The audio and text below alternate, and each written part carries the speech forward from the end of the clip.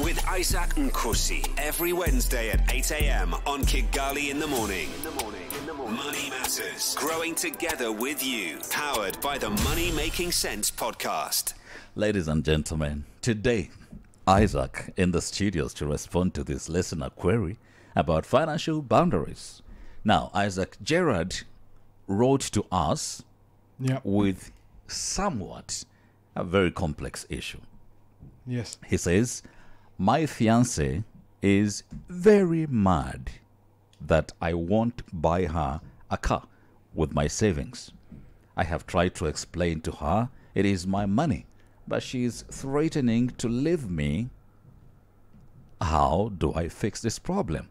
He goes ahead to say, Wow. also, her family keeps borrowing money from her, yet she mostly is asking for that money from me. I cannot keep up with this because it's too much. It's like I am giving to her and giving to her family, but indirectly. It's too much pressure on me. Should I go ahead and accept that we terminate this relationship and I focus on saving because I see that I have a future when I save? Well, how about that for a question? I'd like to know what are your initial thoughts on this situation. Well, Would you advise someone to terminate a relationship because their partner is asking more money from them? I wouldn't advise a course of action. I think in any situation, when discussing money troubles, relationship boundaries, I wouldn't recommend a specific course of action. You need to do this or you need to do that. You need to keep the relationship. You need to break the relationship.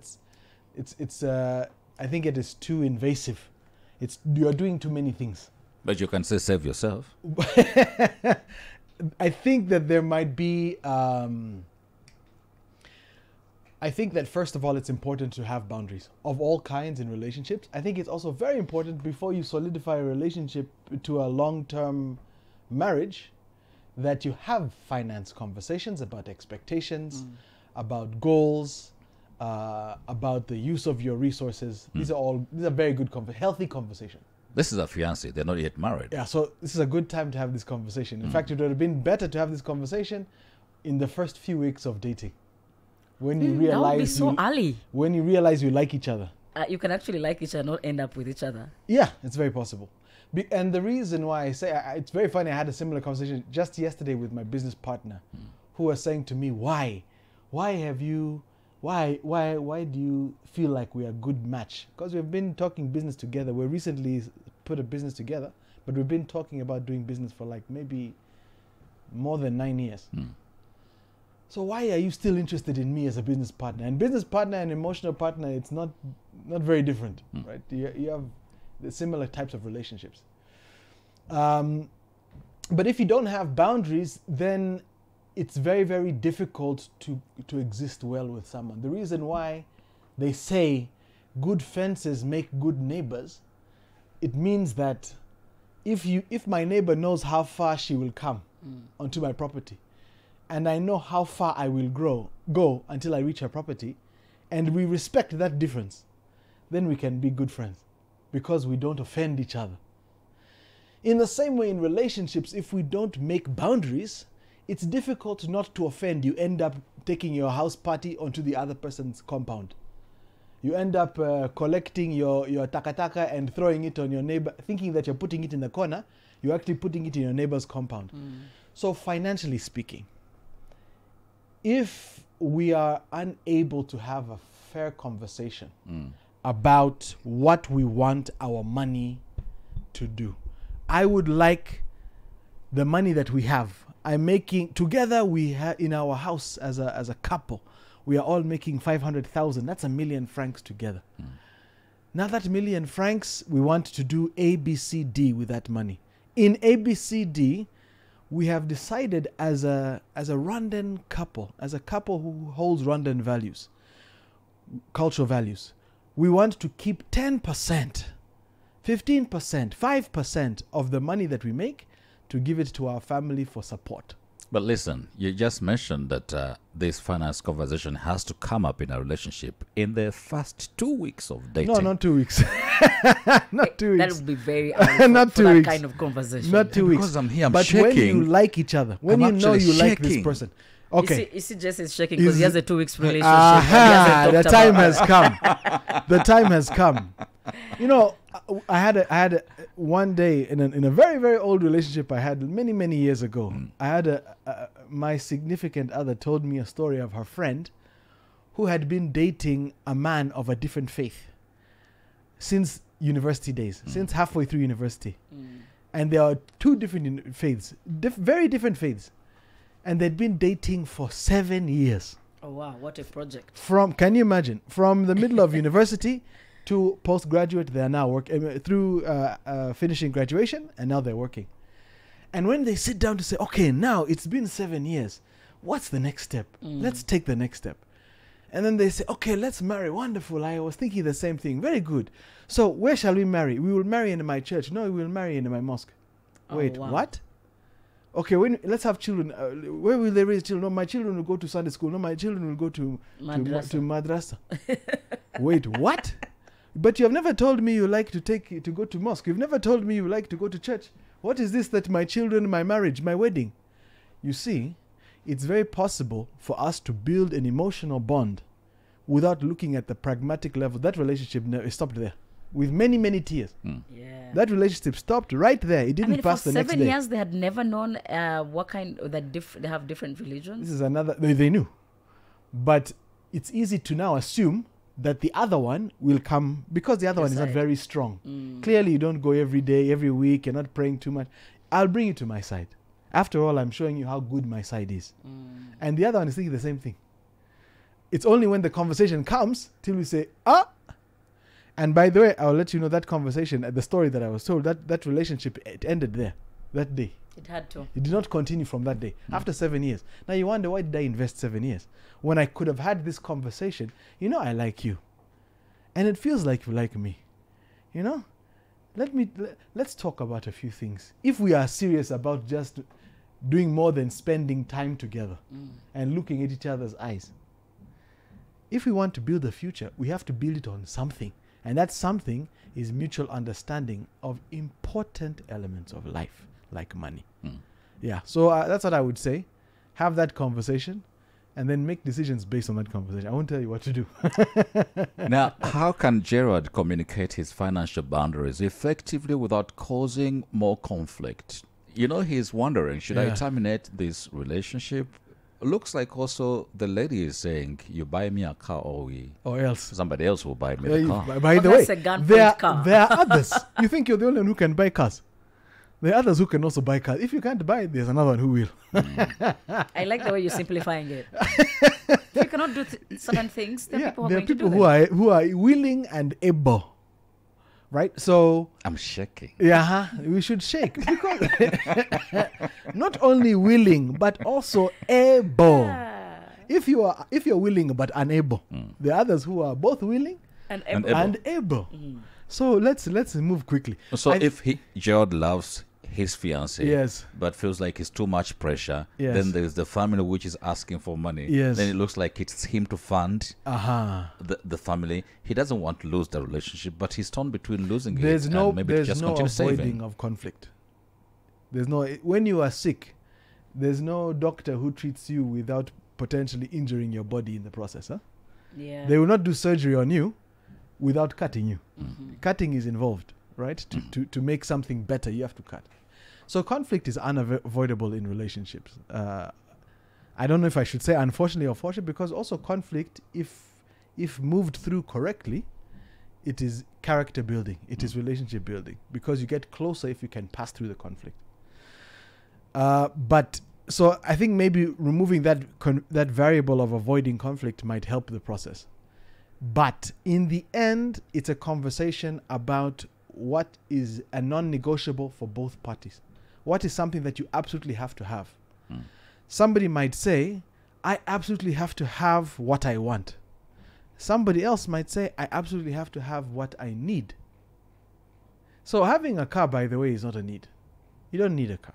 You really want it. Yeah, my friends have cars. How am I going to go? So And you want it. We have the remnants coming up. You want me to appear at the restaurant? You want me to look as on a if motor? Can Come you on imagine? a motor and wear those. So I mean, high heels on a motor. Come on. So the question really becomes, which one is what is? It's again, you cannot set boundaries with somebody else before you set boundaries with yourself. You have to know you yourself, Jesse. You have to know what I will and will not, Gerard. You have to know what I will and will not accept. For what reasons, right? So somebody will say, I can accept to forgive others because even me, I need forgiveness. I also make mistakes. But I will not accept for somebody to ask me forgiveness and then continue tomorrow, and ask me forgiveness again and then continue tomorrow, the next day, and then ask for every day abusing my forgiveness. That I will not accept. So maybe I will forgive you 1 time, 2 times, 3 times. Maybe I'll forgive you 7 times. Maybe I will forgive you 70 times, 7 times, if you have heard that somewhere in some book. It's in the church. It's in the somewhere Bible. somewhere we heard it. But there's somewhere you will stop. Or maybe you will say, I will forgive you, but we have compromised the relationship. I cannot trust you. So we can remain friends. I can hold you at a friend at a distance, so you're not too close to injure me. It's important, Gerard, and anyone in a relationship, to decide what you will and won't accept for you. And then bring that to your relationship and say, look, this is what I want to do for you. This is what I'd like to do. This is how I'd like to help you. This is how I'd like to compromise. But this at such a level, I can't pass.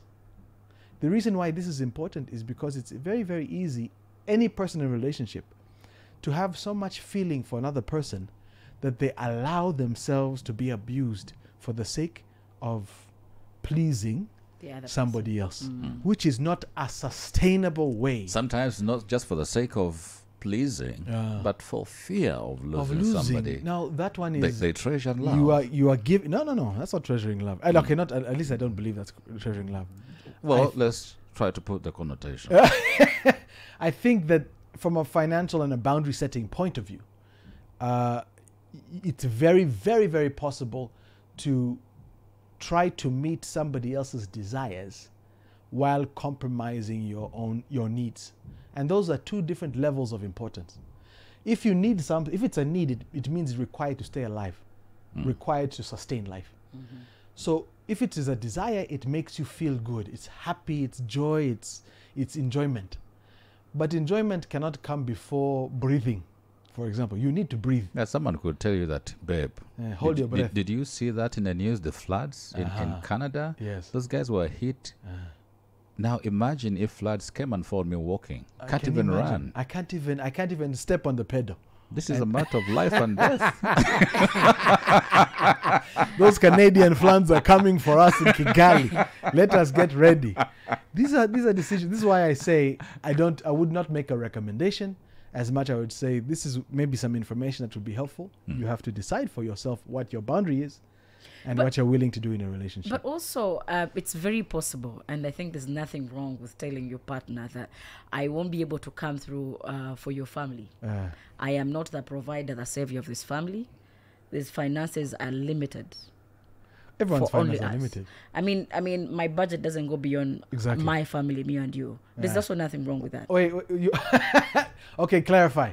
Are you saying to your partner, I don't care about your family? No, it's not like what I care about is me and you. It's not like I don't care, but our finances are limited. That's true. And we cannot go beyond this. Yes. I can't spend more than I'm spending within us. Yes. And if they take it personal, they deal with it. Well, again, you see, this is why boundary setting and conversation and conflict management are so useful in relationships, and also checking in with yourself about how you feel about things and some emotional maturity, because it's true, money is limited for everyone. It doesn't matter the amount. The reason why it's limited is because you have a certain amount and that's all. You don't have more than that. Even wealthy people have a certain amount of wealth and that's the end. So we have to decide how to use it. Now, is it probably important, if you care about someone, to care about the people they care about? Probably. If you care about your girlfriend and your girlfriend cares about her father, it might be a good idea to care about your girlfriend's father, because it'll be very difficult to separate her from her father. Absolutely. Yeah. But I mean, But are you going to break there's the an bank? extent. Now the question becomes how much. If you can establish that you have to care about the things that your partner cares about, the question becomes how much do you need to care? How much do you need to invest? Will you put 10% of your salary to care for those things? What about 20%? What about 50%? Will you give half of everything you earn for your spouse's familial needs? What about everything? Will you give everything you have because you're in love? And love means opening your heart and opening your bank account and pouring all the contents of your heart and pouring all the contents of your bank account till you have zero. Now I know you love me because you've given me everything, every last drop. I squeezed your heart and the last drop came out. I squeezed your bank account and the last penny came out. Now I know you love me. Man, I'm It's up to shaking. you. It's up to you. If that's the sign of love up and to you showing to love decide. to your partner, then Yeah. I have no idea how long that can work. Listen, there's so many pressures That's right. that come with the extended family, Yeah. and especially when your partner does not have such great understanding. There's this story of one Brian. They had a culture of visitation, Yes. family rotation. We're going to visit Brian. We're visiting Angela in their homes. Right. So Brian gets married to this beautiful woman, and now the family has on rotation because there were 4 children. Now all of them married. So literally every month they had the family popping in into the house because they were doing a weekend at Angela's, a weekend at Brian's, and all of that. Now the wife wakes up one day and tells Brian, Umva, Listen, tell carefully. your parents they can only be here maybe on New Year's Oh, or Christmas. any other special holiday, but not every As you see other them month. in the calendar. As you see those special holidays highlighted in your calendar, those are the ones. Once in January, 2 times in April, once in July. It became very difficult and complicated for Brian to communicate to the parents that my wife, the one you love, Is does limited you. not want to see you at the house. Actually, she went on ahead to say, if they have to come here, build another house in the compound, they will not be in the house. Wow. That's a tough one. It sounds like we're Extremely going into family and marriage counseling here because we are moving away from my expertise in money. We are saying now, how do you and we're manage that? squeezing you in The a corner. spouse. Sorry about that. Let me No, phrase the we question need to for bring you. people. Let me phrase the question for you. Yeah. What would be the advice that you give to our listener today regarding that financial pressure from the extended family members? It's a compound problem. It's not just you and your partner. It's not just you and your partner and your money. It's you and your partner, your relationship with one another. It's you in how you manage yourself. It's you and the extended family members. There's so many variables. So I think it's very, very important in such situations to come very slowly. Having a healthy family relationship with your spouse and in-laws, as healthy as possible, is extremely helpful for reducing stress in life.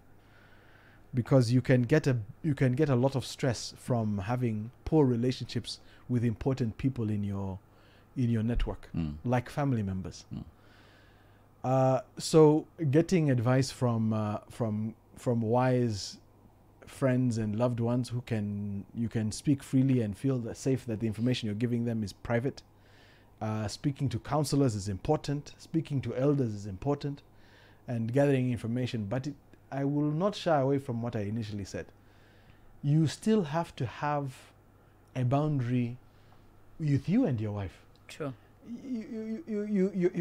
Your partner needs to know where your lines are, where your limits are, and live within and operate within those limits. And if we're talking about finance, if we're talking about relationships with extended family members, if your wife doesn't want your family over, surely, And you love her. and you love her and Accept. you love your family. Now you're in a problem because it's not only her you love, because you also love your extended family.